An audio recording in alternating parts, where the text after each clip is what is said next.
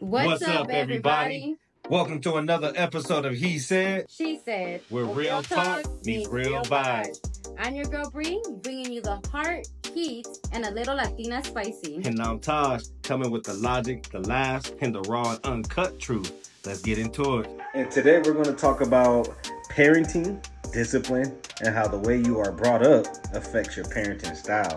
So with that being said, how were you raised? Or better yet, how were you disciplined growing up? Living in a Hispanic household, it was always like, do this, because I say so. I'm the parent here, so you need to do everything that I say. I pay the bills here. Once you get old and, you can get out or contribute, and then, we won't tell you nothing. But if we're kids and we live in somebody's household, we have to listen to whatever they say. Yeah. So, moving on, I wanted to go ahead and ask another question. What do you think about tough love growing up? So I think there's pros and cons because I'm a fan of the gentle parenting thing, but I just think you need a good balance. Mm-hmm. So tough love to me is necessary as long as it's not abusive tough love, you know what I mean? So if you're strategic with it, then it's understandable. So say you know that your kid has a goal that they need to meet and they're kind of, falling off or they're not, staying on track to hit that goal. Mm-hmm. If you know the goal and you know what it takes for them to meet that goal and you know you have to be tough on them to reach that goal, or firm, shall I say, then in that aspect, you want to be tough because you got to give them that early lesson that, hey, you got to be tough on yourself. Mm-hmm. Because that's how it's going to be if you want to be able to accomplish things. Now, if you always give them an easy way out or make it easy for them, they're going to always look for that throughout life, the easy way out. As soon as things get hard, they're going to feel like, all right, I'm going to do something else because this got too hard, so I can't do it. Even though I had the goals mapped out. So you feel like the parents are saying, I'm going to use tough love on them so they don't give up on life when life gets tough on them? Yeah. Okay, so I understand where you're coming from, but I feel like a lot of the times when parents are demonstrating tough love, it kind of messes us up because we don't really know. Are they proud of us? Because they don't really say it. I don't know. We're doing it just to do it because it's kind of already expected from us, but we never get oh, you're doing a good job, or I'm proud of you, mija. Why, So that's what I was saying. So in that aspect, I wouldn't agree with it, right? So tough love to me is you're being tough on them to help them reach something, but not tough on them to where you're not acknowledging them as a kid, for one, that, kids need reassurance and love. So that silent and not telling your kid that you love them or that you're proud of them and all that stuff, that's not tough love. That's, to me, you're just neglecting giving them any sort of and then also putting that type of intimidation towards them, where now is they're scared, it's you don't want that. You don't want that because you're supposed to be their foundation, exactly. And you are their foundation. You're the one that's setting them up for life. So the first person that they're gonna look for assurance from or confirmation from is you. And everything that they do. So that's why it's very important that even when they're doing something and they're failing or they can be better, that you encourage them and not belittle them or tell them that they can't do this or they're, you know what I mean? Because stuff like that sticks to kids, and then their whole goal when they're kids is to make you proud. Exactly. And every chance that they do something small, I don't care if they come to you with, hey mommy, or hey daddy, I just made this, look, it could be ugly, whatever it may be, but the fact that they bring it to you is huge too. So it's your job to be like, oh, that's really nice, that looks cool, work on this and that'll make it even better. Give a quick little suggestion instead of shutting them down. Don't be like, hey, I'm busy, get out of my face. Don't say that, because that goes a long way, because next time they do something, the first person that they thought of, showing it, that's gonna go away. Because every time I go and show her, she always, neglects me, or she denies it. I don't know. Right. So I think people don't pay attention to their kids enough. So they don't. If you listen to your kid talk or anytime they're excited, you can see what they care about in life. Or say they're doing an imaginary game or imaginary story. Yes. If you're one of the characters in their imaginary story without you even being around, that lets you know that you're at the forefront of their mind. Yeah, they're thinking about you. In a good way. No, you know what I mean? And especially if you're the hero, like Daddy came and saved the day when the night was getting ready to fall. You know what I mean? That lets you know that. So sweet. That's versus sweet. The villain, like Daddy's the one that came. He has a knife and has blood. Yeah, and you gotta listen to the little kids when they're innocent in their mind. Like that's how they're thinking of heroes, and so like you can always.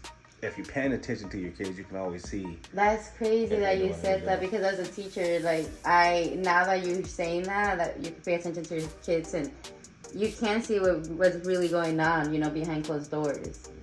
Yeah, like I had a student, like do all that stuff, and now I know what was really going on, because innocent, happy kids are not going to have those negative thoughts in their head every single day. So it starts at home. Yeah. And a lot of the times too, going back to like tough love and stuff, like I feel like the parents from back in the day, like old school. I was raised by my grandparents, so they're very old school. And then I feel like obedience meant respect. So it's like you need to listen to me and do what I say because that's a sign of respect, and you need to respect your elders. Yep. Yeah, so I feel like that was like a big thing in like our Hispanic culture. The black culture as well. Like anything they say is law damn near, right? Yes. And so one thing I used to hate that they would say, like now I wouldn't say it to my kids, is like basically stay in the kid's place. Oh, like, yeah. When I was a kid, you take that, oh shit, all right, let me get away. Because this has nothing to do with kids. But over time, like I've kind of grown different. Like, yeah, you should stay in the kid's place. If there's an adult conversation taking place, then obviously no kids should be in there. But if it's a point where you say something like, not even smart, but it's smart to them because it's rebuttal or it's are you talking back to me? Oh, okay. You know what I mean? Yeah, just because just because you say something that's actually right, but being that it's right and you're saying it to them. No, yeah, you're kind of like, why this little kid? Yeah, and they're like, stay in the kid's place. So you don't agree with that, like now? Yeah, because you never want to keep a kid in a kid's place. Like if their mind is expansive and big and they're thinking that's true outside the box. Yeah, there's a lot of little kids that are like smart. Thinking, so like you can out of their age. You can limit your kid by consistently telling them like not to be thinking about this, or you know what I mean. You know what? You're totally right, because a lot of the times when my students ask why, like I don't tell them because I'm your teacher and I say so. Because that's kind of like how our parents are, right? Yeah. No, so I actually sit there and, I tell them why. And I break it all the way down. Yeah. And then, but why? But why? And I'm like, okay, but why? And then I break it until they understand. Yeah, this is the benefit of why you're learning this or whatever. No, yeah. And I feel like being a teacher has helped me understand like different behaviors, different kids, different little personalities. So now that I have my own baby, like I know how to like, work with all of that. Yeah, and then so you just hit it right on the head. So we just had a baby, and like the way that we're gonna raise our kid is totally different, and maybe some similarities than the way our parents raised us. But one thing that I think we both have in common is we agree that there has to be a balance, and that gentle. No, yeah, for sure. It has to be parenting. A balance. Yeah, you can't be super nice between discipline and gentle parenting. Right. I mean, you can be super nice all the time, but the way that you're letting them get away with certain things. Okay, my love. So going back to gentle parenting, can you please do me a favor and define what gentle parenting really means? Okay. Yes. Gentle parenting, I mean, well, first of all, with gentle parenting, it isn't about like letting your kids do whatever they want to do or avoid discipline. When I was looking it up before, I remember it broke it down into 4 categories. Okay. And those 4 categories were empathy, respect, boundaries, and connection. Okay. So like empathy, you already know, understanding your child's feelings, even when the behavior is frustrating. And then respect, treating your child like a whole person, like I was saying earlier. Yeah. Treating them like a person instead of a child. Yeah, like not just leaving them in a child's place, but actually explaining to them why something's happening. Because they're not just someone to control because they're your kid. Yeah, exactly. They're still little humans at the end of the day that are going to grow into adults. So you want to make sure. Yep. Okay. And then boundaries. It was about, still setting firm limits. Same thing with relationships. We always talk about boundaries. You gotta have boundaries because boundaries is a form of respect. Okay. But doing it with kindness and consistency is the key with kids. Okay, so with boundaries, it would be like setting expectations, right? Yeah. So I feel like these kids, they love expectations. They like routines. Yeah, they like structure. That's the word that I was looking for. They like, waking up at this time, going to brush their teeth. They like something that's set and, firm. And and if you don't give them that foundation, you just hit it right on the head. Yeah. Kids look forward to waking up in the morning at 7. It's time to brush our teeth and do all this and get breakfast ready. So when you call them like, hey, they're like, Dad, I already brushed my teeth. I already ate. You guys have something to talk about. You started that with them. Now, if you don't, and then you want them to do it, but you don't create that structure for them, but you come back and you lecture them about it. Yeah. What structure have you even provided or held them accountable to where it's expected of them? So it all comes from the parents. The parent has to be the one to create the foundation first. For the student to follow, but for the child to follow. Because the child is the child. The parent is always going to be the adult. And you build trust through communication, not fear. And that's big. You said it earlier, how you guys grew up and you kind of not feared them, but anything let us know that you're proud of us. Let us know that we're doing a good job, let us know, just communicate. But no, it was always like just silence or nothing. It says that we don't know what's going on. But I was talking more about how you were saying, like, you guys automatically had to listen to anything they said just because you were in their house. Yes. Right? They were the adult. They were the, That creates a sort of element of fear, right? Because you're like, if I go outside and they said I couldn't go outside, what's going to happen? I'm going to get in trouble. They're going to do this. Okay, yeah. And what did you think was going to happen? That's what I was trying to ask you when I said when they discipline you. So at that moment, when you knew they said I couldn't go outside, but I'm going to go outside anyways, what was the consequences? I mean, I would never really think about the consequences. Like, I would always just think we're going to get, like, spanked or something, but I just never did. Though. That's what I'm talking about. The consequence would have been that you would get spanked. Yeah, or something, Right? Did you guys get spanked? Not really. That's what I'm saying. No, and I hear that more. I'm glad you said that. No, yeah, I don't think I ever got spanked, honestly. Even in the black culture. Now, it happened. Don't get me wrong.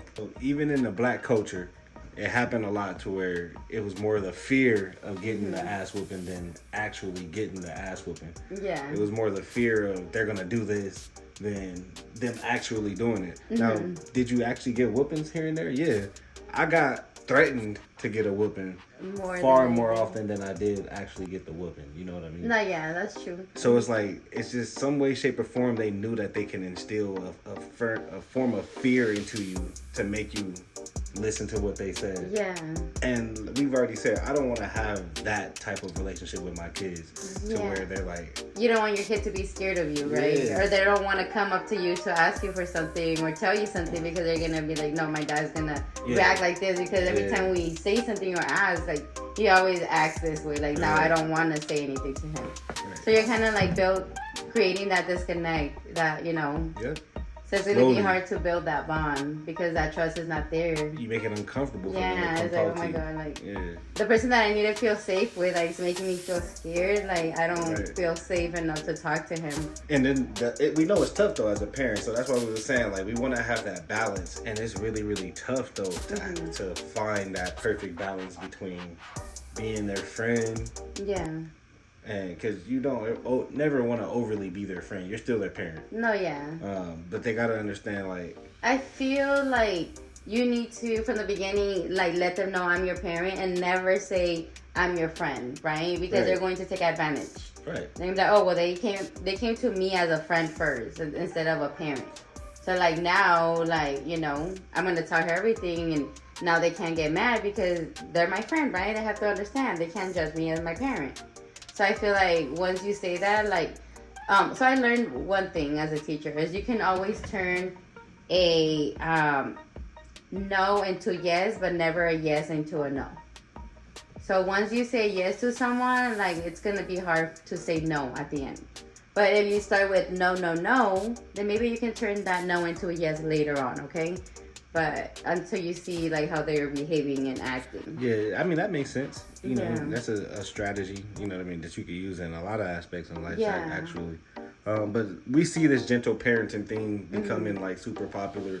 No, yeah. Mainly amongst our generation of parents and then the younger parents as well. No, yeah. And people are kind of looking for strategies to be, you know, feel healthier and more emotionally intelligent is what they're calling it now. And people are just actively trying to break cycles of trauma. And we can all agree that even though our parents didn't mean to, we've all had experienced some type of trauma growing up. Yeah. You know what I mean? And then and those are traumas that have been passed down from generation to generation. And if you're copying and you're mimicking how you were raised, you're going to just continue to pass those traumas. So I do understand the change that people are trying to make. Okay. I remember hitting it on it like a while ago with you, how we were talking about like the dynamic even with men taking care of their kids now. Oh, like, yeah. When I was younger, people didn't take care of their kids. No, like men, dudes, we knew they had kids, but they never really had their kids, or they didn't really take care of them. It was like they were single or living their life, you know. Yeah.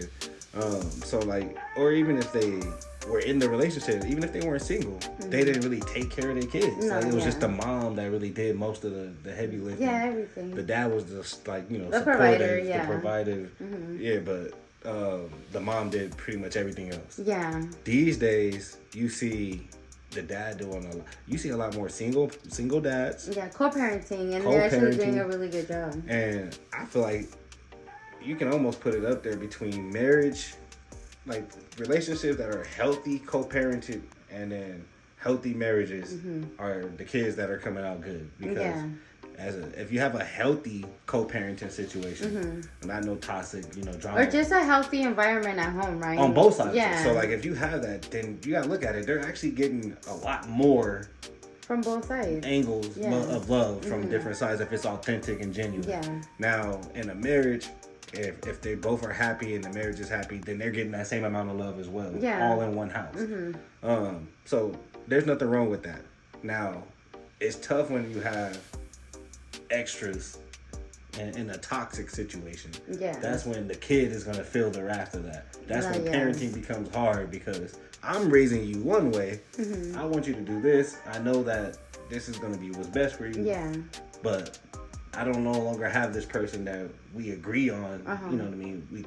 Before we do it with our kids, we have two different views. Yeah. So now you're going over here and you're doing something completely opposite of what you're like teaching your kids when they're with you. Yeah. So that's why you got to be very mindful. It could be tough at times. Yeah. Who you raise, who you choose to have kids by. Obviously, you know you can't always control that decision. But if you can, then that way you know like someone with like-minded morals and goals for their kids, whether you're together or not, is gonna be monumental for the kid. That's what they say. Like, one of the most important decisions you're gonna ever make in your life, it's the person you have kids with and the person that you marry, right? Because at the end of the day, it's like you're making an investment in this person, you know, creating a family and all that good stuff, raising children. So that's what I'm saying. When it comes down to parenting, we do have to be like on the same page. And I'm glad you did say that. You know, with our child, we want to raise her with a balance. You know, having that discipline, having that structure, having those expectations, but also having that gentle parenting where we want to not just discipline like harsh, but also like help them grow emotionally. It's not just going to be like hurtful discipline, right? So since we're together, what do you think about the approach of like a good cop, bad cop? So like in the good mom, bad dad, or bad mom. I mean bad dad. Well, I mean, like, what do you like? Oh, the baby's still so small, so I feel like I haven't really like had those opportunities. No, I'm saying, but when it comes, so like, you know, is one gonna be the key disciplinarian, and then the other one is, you know, nice? Or I feel like we both need to stay on the same page. Yep. Right? So it's like if your mom said no, then just like have my back and be like, no, if she said no, then no. But if I say no, and then like she's gonna know, oh, I'm gonna go with that because that always says yeah. Like, no, because then that's gonna show her that we're not in the same team. Like, what kind of foundation or like are we showing her, you know? And then when she gets older, she's gonna be like that, you know? It's like, no, we're a team, we're one, so let's work together too. Yep, and if we know that both of our approaches together are like-minded, it'll authentically, you know, translate to her, so she'll be fine. Yeah, and then I don't want her to be scared of you or be scared of me. I don't want her to be like, well, I'm gonna tell your dad and he's gonna come and, you know, give you a whooping. Like, no, I don't want to like instill that in them. Like, I don't. Yes, I do want like our kid to be able to come to us and talk to us, like you said, not as a friend, but comfortably. But to the point where they respect our opinion and they value our opinion before they make any decisions. That's all I want, because I'm not gonna hinder them from. That's the thing. I'm not gonna control them to where they're gonna, every time they tell me something, I'm like, you can't do that. No. But you're gonna give your perspective and your opinion on that. And why? So if I tell you no, you can't go, it's not gonna be no because I said so. I'm gonna tell you why. No, I don't think you should go tonight because I know that party, those kids tend to party until late, and they usually getting the cops called. And last time you went, something happened. This is why I'm saying I don't think you should go this time. You know what I mean? And like versus just no, you can't go because I said so. And I'd rather you explain to me why I can't go than you just give me like a aggressive, like, you know. Answer like that. No, because I say so, because I'm your dad, and no. And it's like, gosh, well, now I want to sneak out because now you made me mad. You're a rebel. And, now I'm going to be a rebel, so no. And they'll feel worse, right? Kids feel worse. So, like, if I'm that dad, like, because I said so, and you rebel against me, and you go out and you do it, and I catch you or whatever happens, you're not going to feel as bad. But if you do that behind the dad's face, the back that said, like, he the good down dad. To you, and he was I'm gonna feel bad because like, my dad was right. And he was exactly, and then he approached it that way. So if you do go out and still do the same thing, and you get caught, you're gonna feel more like you let him down. Exactly. Versus, you know, just like trying to get back at him because he made you mad, and now you're mad at him. And little things like that. No, And that's the. And that's so true, because growing up, like, I feel like we would do, like, stuff out of, like... Spite. Yeah. Like, no, now I'm going to... Because I want to. And you said no. Because you said no, and now I'm going to do it. Especially when you get older. Like, especially around that 15, 16. Yeah, like 13 and up, you start feeling like you're old. Like, you're grown almost. You know what I'm saying? So it's like, oh, you said no. Well, now because you said no, I'm going to go do it. And, you know, that's a bad mentality to have. But as a kid, you don't know better, you know? Right. You're going through that phase where it's like, I don't care about nothing, you know? But I feel like, to a certain extent, the parent needs to, like, step in and say, no, like, this is not how you do it. This is the right way to do it. Instead of just yelling and shouting. Like, there's a different way of, like, communicating now. Yeah. And I feel like, you know, the older parents, they don't know that. But, you know, now that they're older, I feel like it's starting to click because they're starting to see how, you know, we are being with our kids and how we're raising our kids. So that's another question that I actually have in mind. Have you heard anybody tell you or say to anybody, you're raising your kids too, like, soft, or they're too soft, or you're too soft on them? Yeah, I've heard that a lot, you know what I mean? And each parenting style is different, you know what I mean? So if it works for them, it works for them. Now, we can't ever predict the future. But I will say being too soft on your kid could lead them to freedom that they abuse. Like, they get used to having, you know what I mean? Like, so... to where keep going. No, almost like no. Yeah. They become privileged. You know what I mean? Yeah. So where do you think they should, like, you know, kind of like say this is a limit, like you can't cross this limit? That's the balance I was talking about. That's hard to find. Yeah. So you got to find it within your relationship and your kid. Yeah. You got to know how far you can go. You gotta know your kid. That's the thing with parents these days is you have to know your kid. You can't sit them in front of a tablet and just let them be on their own all day. You only feed them, bathe them. No, you gotta actually talk to your kid. Engage with them, interact with them. And know them, because then you'll know how they think, what affects them, and all that stuff, so that you'll know how to approach them. Yeah. And you'll know and what's you're the good with boundaries. that. Yeah, you'll know how much I can do with this kid. Each kid is different. No, I know I can get away with this much with this kid. No, yeah. And he's not gonna get mad. He's not gonna bend. But with this kid, I gotta be a little softer. No, yeah. I might trigger him. You know? Yeah. So I love you, because even with Nayeli, which is our baby, each cry that she makes, he's like, this is what she needs. And then I go and that's exactly. I'm like, oh my God, you know your kids so well. Yeah, you gotta just know what. Like every cry is different, and you know each cry. So that's what I'm saying. You know your kids, and that's true. She can't talk yet, but when she's talking, like she gonna be able to tell us. Yeah, exactly. But right now, her way of communicating it, I'm gonna make this sound for this. I'm gonna make this long sound because I didn't pee or poop, whatever it may be. You know. So it's just interacting with your child, and getting to know them and getting to know what they want. Just having that open communication too. But yeah, we want to hear from you guys, how you guys were raised, and like what do you think worked and what didn't work as far as your parents' strategies when they were raising you guys. So let us know how you feel. Let us know in the comments. And as always, two voices, one vibe every day. Have a good night, y'all.